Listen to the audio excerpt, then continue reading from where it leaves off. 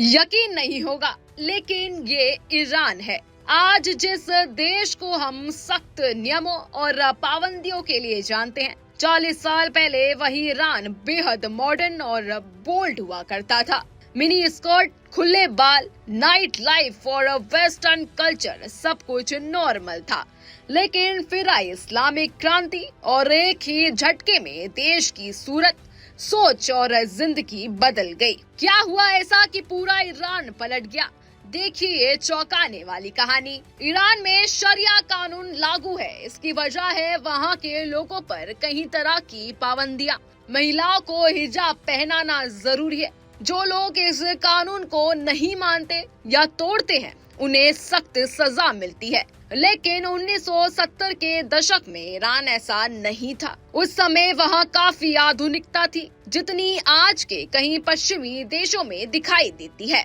Islamic क्रांति से पहले ईरान में पश्चिमी सभ्यता का काफी बोलबाला था। लोग इसका आनंद भरपूर लेते थे। खुलापन था, आजादी थी। वहाँ पहनावे और भोजन में स्वतंत्र थे। कला, संगीत, सिनेमा और साहित्य के प्रति उनकी गहरी रुचि और जागरूकता थी।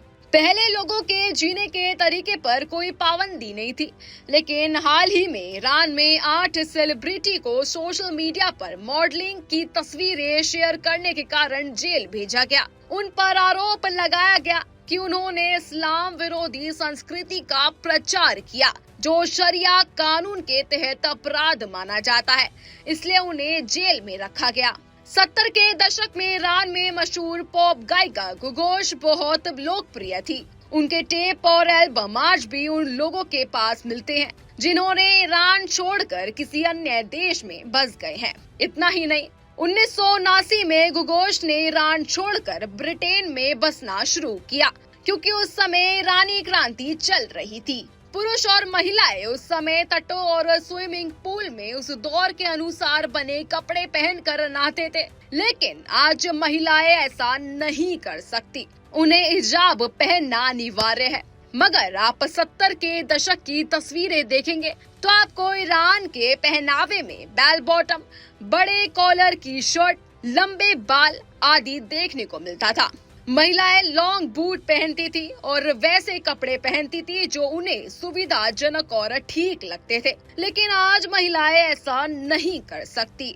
1979 में ईरान के शाह मोहम्मद रेजा पहलवी को सत्ता से हटा दिया गया। हालात ये थे कि शाह मोहम्मद को सत्ता ही नहीं, देश छोड़ने पर भी मजबूर होना पड़ा। फिर आयतुल्लाह खमैनी ने देश की कमान संभाल ली। ईरान में इस्लामिक राज्य की स्थापना हुई। शरिया कानून लागू कर दिया गया।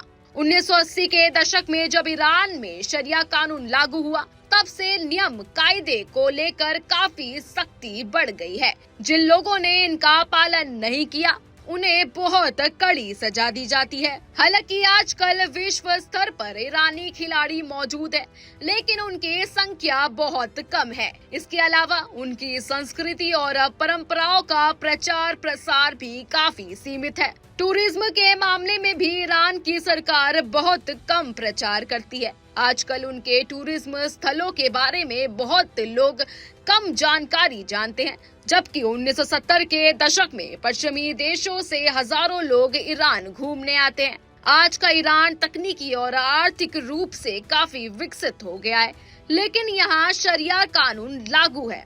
इस कानून के सभी नियम उन लोगों पर लागू होते हैं जो केवल कुछ दिनों के लिए काम या फिर किसी भी तरह की यात्रा के लिए ईरान आते हैं।